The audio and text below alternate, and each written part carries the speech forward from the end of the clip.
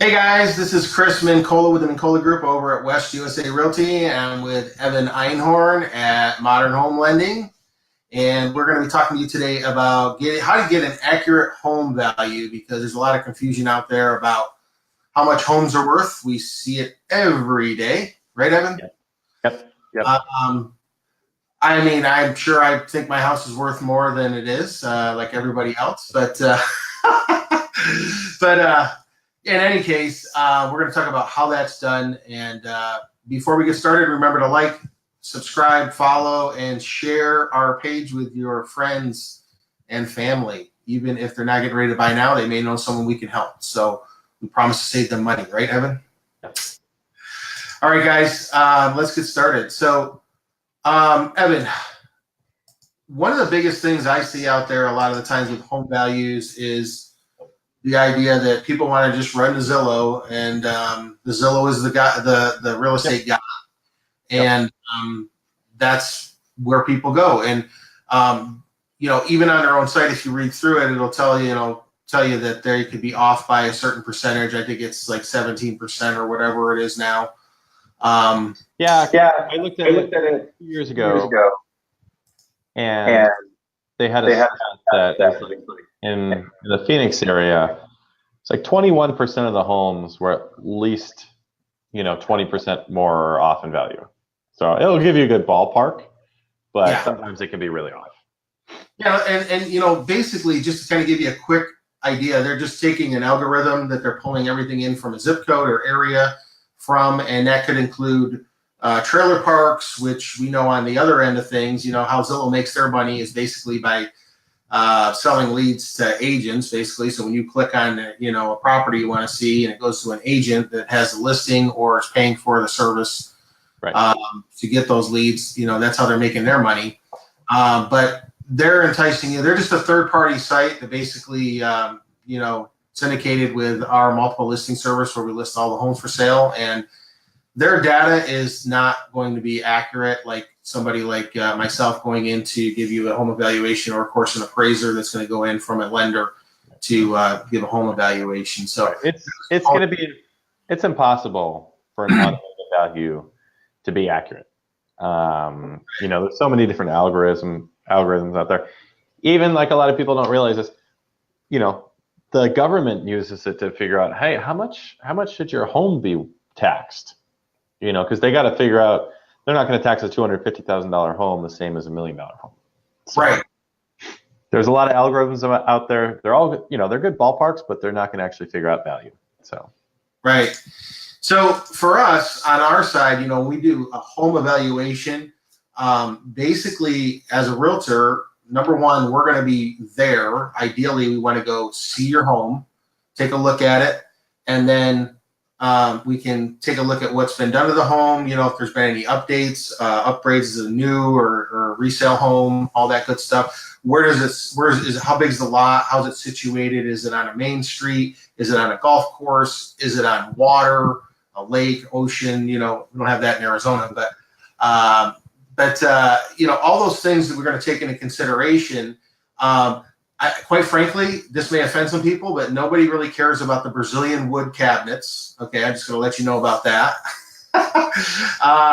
People want stuff that's, usually unless they're investors, they're looking for stuff that's fresh, updated, ready to go, and that sort of thing, of course, and move-in ready where they bring their toothbrush in. But for us, as far as the valuation goes, here's what we do. So we're going to look primarily, at the condition of the home, the age of the home, what features it may have, and the other things I explained, what kind of countertops and all that kind of stuff. And is it kind of in up to date? Is it trend, ready to go or not?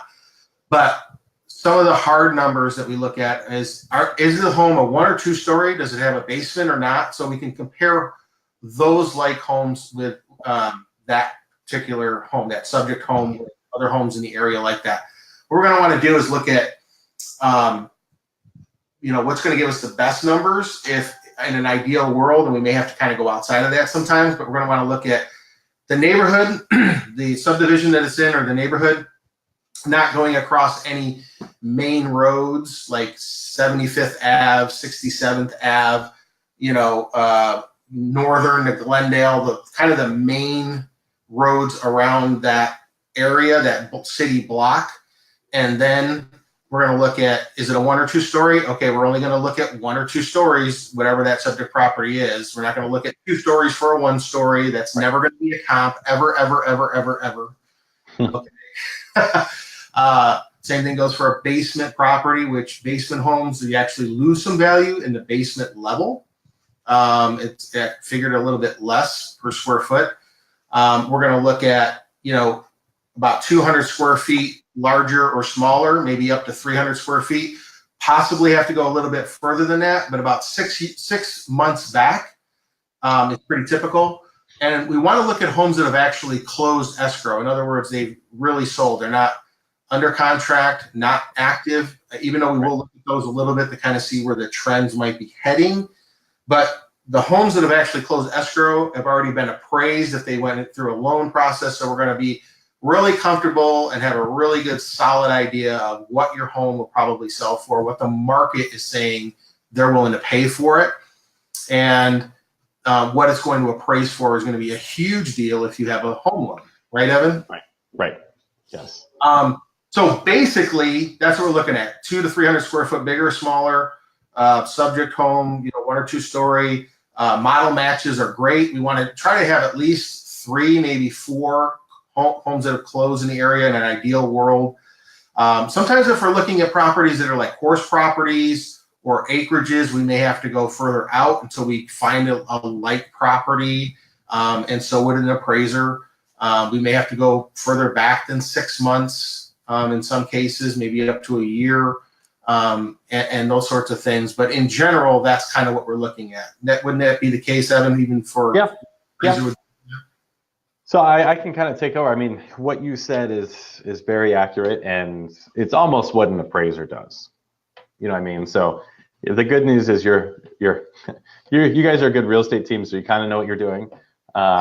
A lot of real estate agents will, or just loan officers or people in general, just think, oh, it's price per square foot.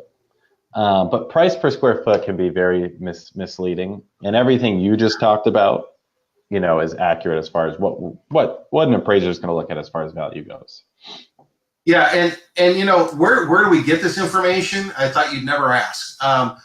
The normal public kind of has access to it, but we have access to it at a touch of a button. So what I mean is we have access to the tax records, which people can get access to, but it may take them a little bit longer to kind of sift through the county recorder's records. But we have an actual software within the multiple listing service that we use. It's called Monsoon.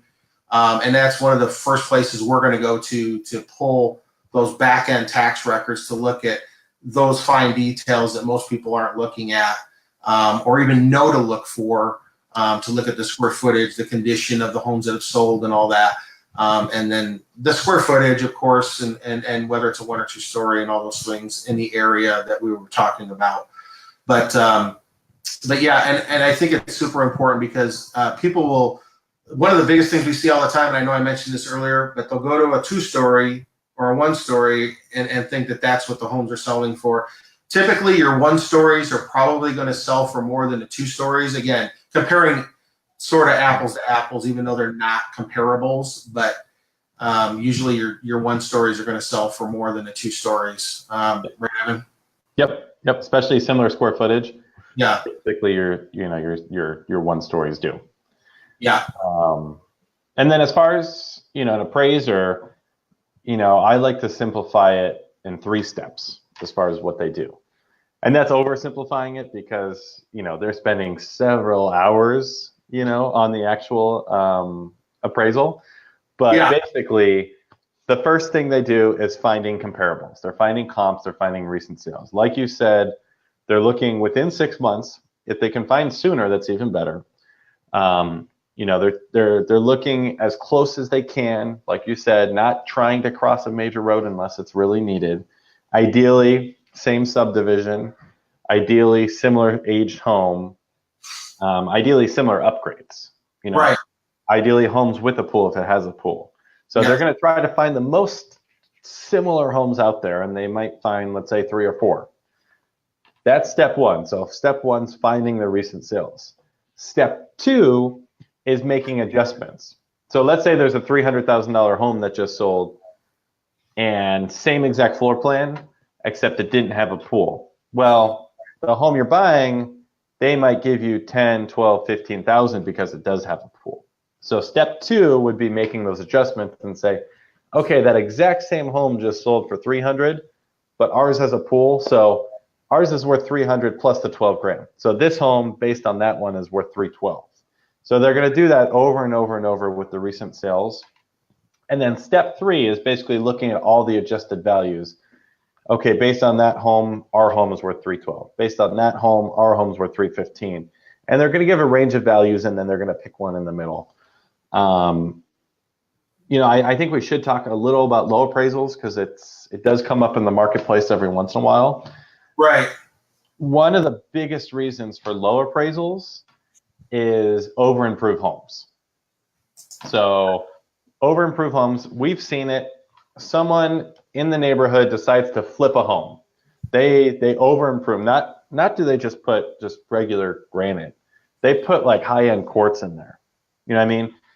Even though multiple buyers are willing to pay for it, because even you and I have had situations, I've had personal situations where this happens all the time. Someone over-improves a home, buyers are willing to pay for it, but the thing is, how are you going to justify how much all those upgrades are worth? Because if the most expensive home in the neighborhood is only sold for 300, and multiple buyers are willing to buy this for 350 because it's so much nicer, an appraiser can't justify and say, yes, for sure these upgrades are worth 50 grand because there's no other homes with these upgrades. So they're typically going to be on the conservative side. That is a great point. I'm glad you brought that up because so many times we have investors, or people who are playing investor Right.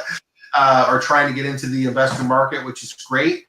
But what they forget is they forget to talk to the realtor first.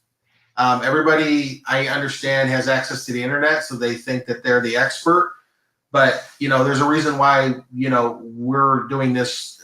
There's something you can get out of someone who's doing this full time. Let's put it that way. Right. Does this for a living, but years of experience. We're going to be able to tell you, look, like I said, in this neighborhood, if you go over this amount for this home, you're going to be pricing your buyers out. And they're really not going to want to pay that much for the neighborhood. Right. And they might be willing to pay for it, but if they're getting a loan, they're going to have an issue if there's an appraisal issue. And that's the other big thing. The appraisal is key. Yeah. Keep in mind. You want to make sure you're within those and along those lines, so, I have an idea, where if our lot is situated a certain way. You mentioned pools earlier, up to maybe 10 grand for a pool, right? On your appraisal side. Right. Yep.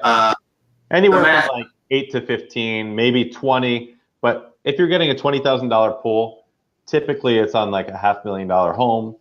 That's a really, really nice pool. It's not just your regular pool, Or we're talking Disneyland in the backyard. Okay? Almost, yeah. Okay. So so along those lines, like if you're on a golf course, not everybody wants a pool either. So keep that in mind too. In the real world, there people a lot of times we run into people with kids. They just don't want to have that liability or worry about their kids until they get older, maybe with having a pool or whatever. And they don't want the upkeep, whatever the case may be. A pool is an awful investment. I mean, I hate to say it. It's people like pools, but a pool dollar for dollar is definitely not one of your best investments. Yeah, buy a house with a pool first. We'll find that for you, right? But don't put the money into it unless you don't care about losing that extra. Well, yeah, unless you know you're going to be there forever and you really want to enjoy a pool for yourself or your family or your friends or whatever the reason is. Right. If you're planning on selling, just know that hey, you're not going to necessarily get dollar for dollar. It's just like if you buy a brand new car, maybe you like brand new cars. You're not going to get dollar for dollar back when you sell it a few years down the road. Same thing with some home improvements, but you, Chris, I know you guys guide your clients as far as saying, hey, if you do this to the kitchen or this to the bathroom, maybe you will get dollar for dollar, or maybe you will get those extra buyers. Absolutely. Yeah, sometimes a lot of people think we see the majority of the time people spend more than they need to get their home ready for sale, if they're doing it at all.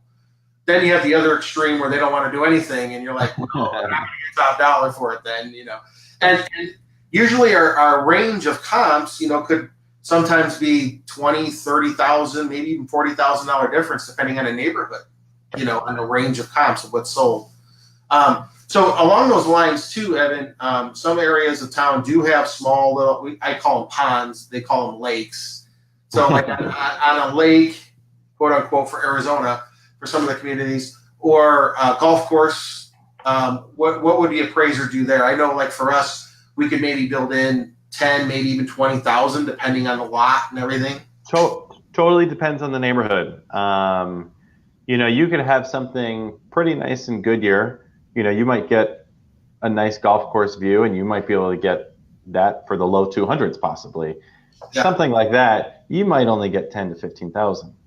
If you go to North Scottsdale, Desert Mountain, maybe a couple $1 million home, they could potentially give you 100, 150,000 extra, right? Because of those views, because it's obviously in that community, you have a premium lot, and people are paying an extra 100,000 in that community. And, so it all varies based on the price point. Same thing with the pools, like you said. There's a difference between a regular pool versus a Disneyland pool. Right. Yeah, and we see that a lot in certain areas of town where, like you said, it could be $100,000 difference for a house on the lake, where right. You could maybe bring your small motorboat into the lake. Yep. Even. Yep. That makes a big difference, right? You've got a dock. Okay, now we're talking about some serious value there, especially in Scottsdale or certain areas of town. Yep. Absolutely. So yeah. Yeah. So just to kind of give people an idea. But the end all is the appraisal, the appraiser, and their evaluation. And what we found is on some of the ones that don't even make sense, do we really get anywhere by fighting those usually? I think people get upset about the value. They always ask me to fight with it, and I have won appraisal disputes. I've overturned appraisals. However, you have to have it. It's almost like it's almost like the appraiser is innocent till proven guilty. You have to provide better comps. You have to show that they made a mistake. Right. And the number one reason I see something coming low is it's over upgraded. It might be the most expensive comparable there is. So yeah, absolutely. Yeah. Well, great. And usually your appraisals are running around what, $500 around there for an appraisal.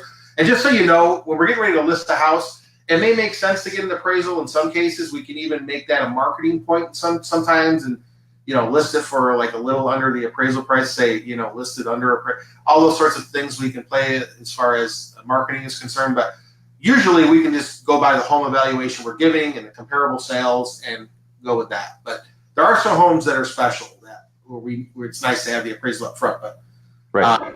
Certainly don't need that. We do free home evaluation for people on our end, as a realtor. But on your end, it's already part of the loan, but for somebody who just wants to get an appraisal, what would that cost them? So someone just, it's part of the loan. So yeah. If you're paying for an appraisal, you could be anywhere from low 400s to if you're buying an investment property, it's a condo, it's a little more complicated, bigger home, maybe 600-700.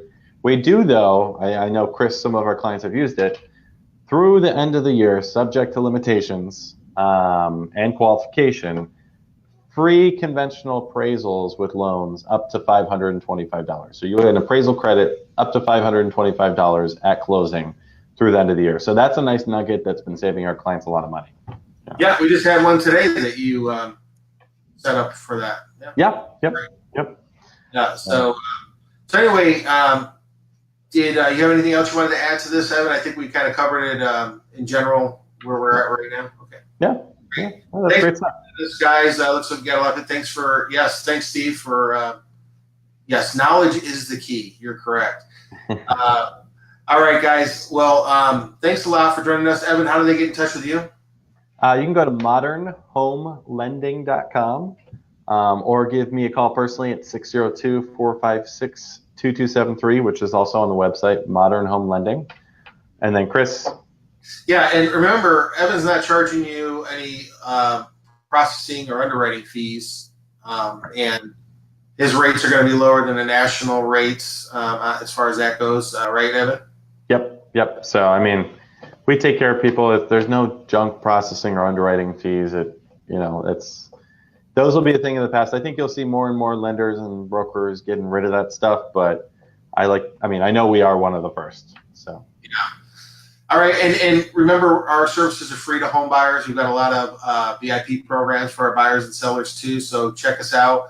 If you are thinking about selling a home, we'd love to give you a free home evaluation. Evan can run the numbers on the other end. So if you're getting ready to move up or move down on the pre-approval, that's where we want to start, getting the home evaluation to carry over the equity. He'll get you approved. We kind of want all those numbers to work in sync, and then move you into your next property and go from there. So if you guys have any questions at all, you can reach us here on our team line. That's Chris and Cynthia Mincola and the Mincola Group of West USA Realty. It's 480-788-8569. Or you can check us out at MincolaHomes.com and MincolaGroup.com. MincolaGroup.com, I think, is maybe under construction right now. So if it is, go to MincolaHomes.com. All right. We'll talk to you guys soon. Next Wednesday, we'll be back. Thanks a lot. See you guys.